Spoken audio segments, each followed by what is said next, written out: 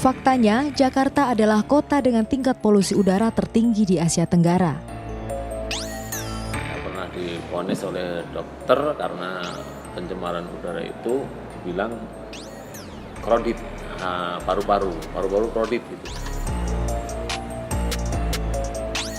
Dampak nyata polusi udara mulai bermunculan. Jika kondisinya saat ini sudah memprihatinkan, apakah Jakarta masih layak dihuni oleh anak dan cucu kita kelak?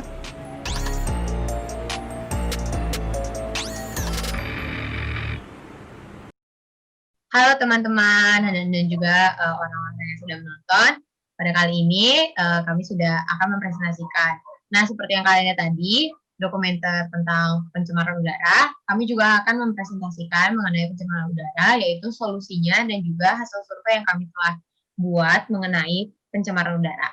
Maka dari itu, keep on watching untuk melihat aplikasi dan solusi yang kita akan berikan. Aplikasi yang kita akan berikan adalah bernama GreenZen.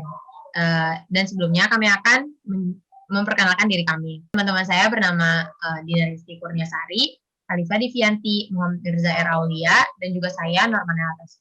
Next. Ini merupakan logo dari aplikasi kami, yaitu GreenZen. Lalu sekarang kami akan menjelaskan melalui abstrak, yaitu latar belakang, rumusan masalah, dan tujuan yang akan dipresentasikan oleh Khalifa Divianti. Baik, terima kasih Normanella. Di sini saya Khalifa Divianti akan membacakan latar belakang. Latar belakang kami didasari karena pencemaran udara merupakan permasalahan yang serius, terutama di kota-kota besar yang memiliki populasi yang tinggi. Penyebabnya pun beragam, ada yang bersifat alami, contohnya abu dari aktivitas Gunung Merapi, dan ada yang bersifat buatan oleh manusia, contohnya asap kendaraan dan asap rokok. Walaupun saat ini sudah banyak kegiatan yang dilakukan untuk mengatasi pencemaran udara, tetapi nyatanya belum efektif dan kurang efisien untuk mengatasi pencemaran udara. Berdasarkan latar belakang tersebut, kami merumuskan beberapa masalah. Yang pertama, apakah pandangan dari khalayak terhadap permasalahan mengenai pencemaran udara di Indonesia? Yang kedua, apakah solusi yang dapat kita berikan untuk menangani permasalahan mengenai pencemaran udara? Dan yang ketiga, bagaimana prosedur cara kerja dari solusi yang telah kami rancang. Terakhir, tujuan dari rumusan masalah tersebut. 1. Menjelaskan hasil survei yang telah kami laksanakan untuk memberikan pandangan terhadap permasalahan mengenai pencemaran udara di Indonesia. Yang kedua, memaparkan solusi berupa program yang telah kami rancang untuk mengatasi pencemaran udara. Dan yang ketiga, menjelaskan prosedur dan cara kerja dari program yang telah kami rancang. Selanjutnya. Terima kasih Khalifa Divianti atas abstrak yang telah dijelaskan, yaitu latar belakang, rumusan masalah, dan juga tujuan. Dan sekarang kami akan beralih untuk mempresentasikan pembahasan kami, yaitu hasil survei, perincian program, dan analisis SWOT. Hasil survei akan dijelaskan oleh Dina Rizky. Oke, baik. Terima kasih, Nela. Di sini saya akan menjelaskan mengenai hasil survei. Jadi sebelum kita membahas lebih lanjut mengenai program yang akan kami rancang, kami telah melakukan survei kepada khalayak untuk mencari tahu tanggapan mereka mengenai pencemaran udara di Indonesia dan solusi apa yang mereka harapkan bisa diterapkan di Indonesia dalam mengatasi pencemaran udara. Oke, jadi kita dapatkan tuh total 422 responden yang berhasil mengisi kuesioner kami. Dan dari hasil survei bisa kita dapat paparkan bahwa yang pertama, dalam skala 1 hingga 10, 297 responden memilih skala terberat dalam pengaruh polusi udara di Indonesia. Sebanyak 144 responden memilih skala 8, dan sebanyak 87 responden memilih skala 9, serta 66 responden memilih skala 10. Dari hasil survei tersebut, dapat kita simpulkan bahwa polusi udara di Indonesia itu telah mencapai level yang berbahaya. Ya, selanjutnya. Selanjutnya, mengenai dampak dari pencemaran udara, 96,4% dari total responden, yaitu sebanyak 406 orang menanggapi bahwa mereka pernah terkena dampak dari pencemaran udara, seperti bau yang tidak sedap, asap, hingga gangguan pernapasan. Dapat disimpulkan bahwa dampak yang ditimbulkan dari pencemaran udara ini sudah semakin meluas. Selanjutnya, penyebab-penyebab dari pencemaran udara itu memiliki pengaruh yang berbeda-beda. Bisa kita lihat dari grafik yang telah disediakan bahwa masing-masing penyebab bisa menimbulkan pengaruh yang berbeda-beda. Ada yang sangat berpengaruh dan ada yang cukup berpengaruh. Dari hasil survei kita dapatkan bahwa sebanyak 330 responden menanggapi bahwa asap kendaraan memiliki pengaruh yang sangat dalam memicu terjadinya pencemaran udara. Selain itu, kurangnya pohon, asap pabrik, dan asap rokok juga merupakan pengaruh yang sangat dapat memicu terjadi pencemaran udara. Selain itu, limbah rumah tangga dan abu gunung meletus memiliki pengaruh yang cukup dalam memicu terjadinya pencemaran udara. Selanjutnya, sebelumnya, selain dari yang penyebab yang telah disebutkan tadi, responden memiliki beberapa tanggapan lain mengenai penyebab yang dapat memicu terjadinya pencemaran udara, antara lain asap pembakaran sampah, kebakaran hutan, zat-zat kimiawi seperti CFC, CO2, dan lain-lain. Kemudian dari program-program penanganan masalah pencemaran udara yang telah diadakan di Indonesia, sebanyak 65,6% dari total responden atau sebanyak 277 orang beranggapan bahwa program-program ini belum bersifat efisien dan masih kurang efektif dalam membantu mengatasi masalah pencemaran udara. Alasannya beragam karena hanya terfokus di titik tertentu dan belum menyeluruh ke seluruh daerah. Selain itu masih terdapat juga kendaraan yang melintas dan menghasilkan asap, serta intensitas program yang diadakan itu tidak sebanding dengan banyaknya aktivitas kendaraan setiap harinya.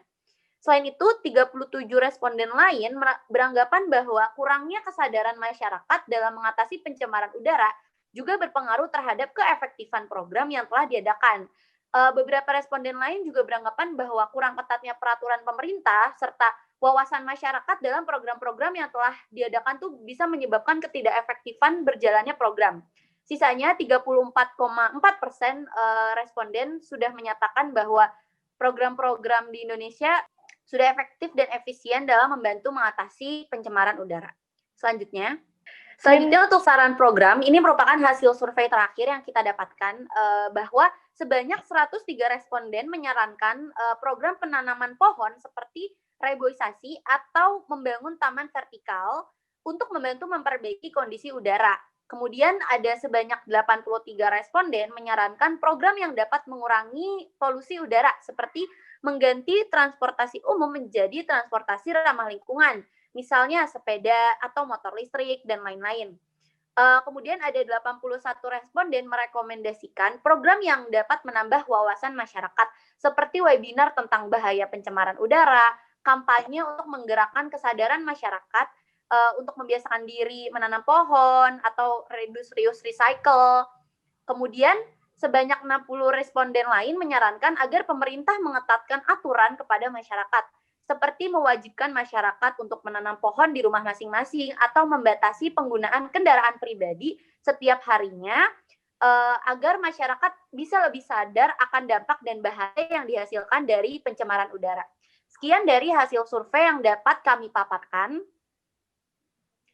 Terima kasih. Oke, maka dari itu kami akan menjelaskan tentang pembahasan program. Boleh sebelumnya?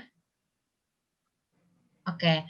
Maka dari itu kami akan menjelaskan perincian program yang kami pikirkan menjadi solusi untuk kami semua. Aplikasi yang kami akan gunakan adalah aplikasi GreenZen yang kami akan ciptakan sendiri dan kami akan program sendiri yang berguna untuk membantu mengurangi polusi udara dan pencemaran udara yang ada di Indonesia, lebih tepatnya di Jabodetabek. GreenZen memberikan media untuk masyarakat mendonasikan barang seperti plastik, kertas, dan benda yang sudah rusak untuk membangun taman vertikal dan lainnya. Dan lainnya ini bisa berupa karya atau bisa berupa benda-benda lainnya yang bisa membantu untuk polusi udara semakin berkurang. Seperti contohnya, kami menggunakan besi-besi dan juga kayu-kayu yang masih kuat untuk menjadikan pagar bagi tanaman-tanaman layu dan juga yang rentan terkena binatang-binatang liar. Dan juga kami bisa menggunakan karya-karya yang sudah dibuat atau istilahnya sampah-sampah itu menjadi karya untuk dijual sebagai bentuk sebagai donasi juga untuk program kami ini. Lalu cara kerjanya bagaimana? Seperti yang bisa dilihat di gambar sebelah merupakan contoh aplikasi yang kami akan sediakan dan juga kami program. Yang dapat dilihat adalah poin-poinnya, yaitu di mana ketika poin ini dapat dikumpulkan, seseorang bisa mengirimkan bisa mendapatkan hadiah, goodie bag, atau mungkin voucher makanan, dan juga bisa mendapatkan tanaman yang mereka telah bantu untuk tumbuhkan. Lalu bisa dilihat juga collect your trash, di mana di situ akan mendatakan diri dan juga mendatakan sampah-sampah yang mereka akan berikan dan donasikan, dan juga mereka akan bisa mendapatkan poin-poin dari collect your trash ini. Green Zone Counter merupakan counter atau istilahnya lokasi di mana orang-orang bisa mengumpulkan sampah dan juga bisa menemukan tanaman vertikal.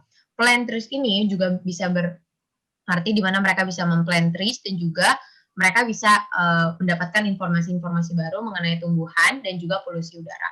Barang dan karya ini dapat bisa dijadikan uang atau mungkin bisa dijadikan suatu bantuan untuk polusi udara. Metode promosi yang kita akan gunakan adalah media digital dan media cetak, di mana media digital kita bisa menggunakan media sosial dan juga website-website, serta juga media cetak, di mana kita akan menggunakan kertas-kertas yang tidak merusak lingkungan, dengan artian kertas-kertas yang kami buat lagi dari kertas-kertas bekas dan juga kertas-kertas yang bisa didaur ulang. Bahkan juga kami akan mencari kertas-kertas yang bisa ditanam agar bisa membantu lokasi-lokasi yang kekurangan, yang terlalu banyak sampah kertas dan juga terlalu banyak limbah, untuk semakin berkurang dan juga tidak menambahi. Maka dari itu saja perincian program yang kami sediakan. Selanjutnya akan dijelaskan oleh Muhammad Mirza mengenai SWOT. Baik, terima kasih Nela. Di sini selanjutnya saya akan membawakan analisis SWOT dari program kami, yaitu yang pertama adalah strength. Dari strength ini adalah kekuatan dari program kami, yaitu tidak membutuhkan biaya yang banyak, memberikan pengaruh positif dalam gaya hidup sehat, membawa pengaruh yang nyata, mudah diakses oleh siapapun yang memiliki gawai atau gadget. Lalu selanjutnya adalah weakness. Weakness dari program kami adalah hanya mencakupi kota-kota besar seperti Jabodetabek. Lalu yang kedua, tidak menjangkau orang-orang yang tidak memiliki internet dan gadget. 3, para pekerja dominan bersifat sukarela, yaitu hanya sebagian yang mendapatkan upah. Yang keempat, jika diakses secara massal dapat memungkinkan aplikasi untuk error atau crash. Lalu selanjutnya adalah opportunity atau peluang dari program kami. Yang pertama adalah akan ada gerakan besar dalam penghijauan. Yang kedua, membuka kesempatan besar untuk masyarakat berkontribusi secara langsung. Yang ketiga, membuka industri kreatif dalam bidang inovasi produk. Dan yang terakhir adalah akan ada kemungkinan membuka cabang-cabang baru di daerah lain atau di kota-kota lain. Selanjutnya adalah threat atau ancaman. Ancaman dari program kami adalah 1, kurangnya minat dan wawasan masyarakat. 2, pengusaha yang mengeksploitasi secara berlebihan. Dan ketiga, bencana alam yang tak terduga. Dan yang terakhir, oknum yang membuang limbah beracun tanpa disaring terlebih dahulu. Oke, next. Oke, terima kasih Mirza atas penjelasannya. Sekarang kami akan menjelaskan aspek how dan aspek who mengenai program kami ini. Aspek how ini akan dijelaskan oleh saya lagi mengenai detail rencana aksi. Detail rencana aksi kami adalah mengaktifkan aplikasi, mempromosikan aplikasi, menerima sumbangan barang bekas, menjadikan sebuah pot atau karya yang membantu lingkungan. Lalu kami akan membuat tanaman vertikal dari hasil karya, seperti yang tadi sudah disebutkan, dan melakukan sebanyak-banyaknya hingga pohon menjadi lebih banyak. Apabila pohon yang kami sudah tumbuhkan di suatu counter atau suatu tempat, kami akan mencari lagi tempat baru, sehingga tanaman ini tidak hanya bertumbuh pada satu tempat, tapi bertumbuh pada banyak tempat. Lalu pengecekan selama seminggu sekali, di mana pengecekan ini kami lakukan untuk menghindari miskomunikasi dan juga untuk menghindari namanya penumpukan sampah yang tidak digunakan. Selain itu juga pengecekan ini digunakan untuk memastikan bahwa sampah-sampah bekas ini masih layak dan juga masih dapat digunakan untuk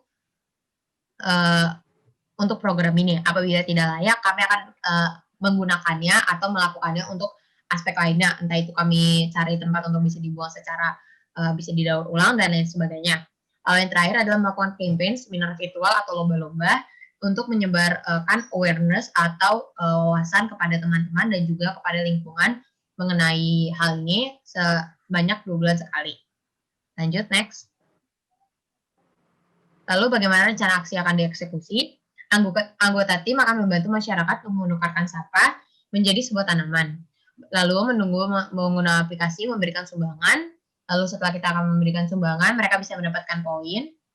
dan juga goodie bag untuk menjadi dari taman berbentuk koin yang bisa ditukar menjadi voucher makanan, goodie bag, dan menjadi tanaman yang sudah ditumbuhkan dari taman vertikal supaya mereka bisa tanam sendiri di rumah mereka. Selain itu, kami juga akan memberikan kesempatan untuk mereka menjadi sukarelawan, di mana mereka bisa menjadi penanam dan juga mereka bisa menumbuhkan bersama tanaman-tanaman vertikal tersebut. Terakhir, kita akan mengadakan webinar dan campaign untuk menyebarkan wawasan kepada sekitar.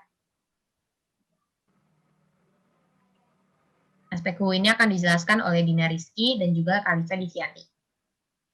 Oke, terima kasih Nela. Sebelumnya, untuk aspek HU yang pertama ada siapa yang menjadi target aksi, yaitu adalah masyarakat Indonesia khususnya di wilayah Jabodetabek. Mengapa? Karena wilayah Jabodetabek merupakan salah satu wilayah atau kota yang tingkat pencemaran udaranya sudah mencapai level yang berbahaya. Kemudian yang kedua, siapa saja yang harus terlibat dalam eksekusi program? Ada PIC atau person in charge, kemudian ada anggota tim dan masyarakat Indonesia. Selanjutnya, yang ketiga ada siapa yang harus menjadi PIC. PIC-nya yaitu Normanella Lasel. Dan yang keempat, pembagian job desk dari divisi penerima barang ada saya sendiri, Khalifa Divianti, divisi aplikasi Muhammad Mirza, dan quality control ada Normanella Tasel, dan divisi penanaman ada Dina Rizky.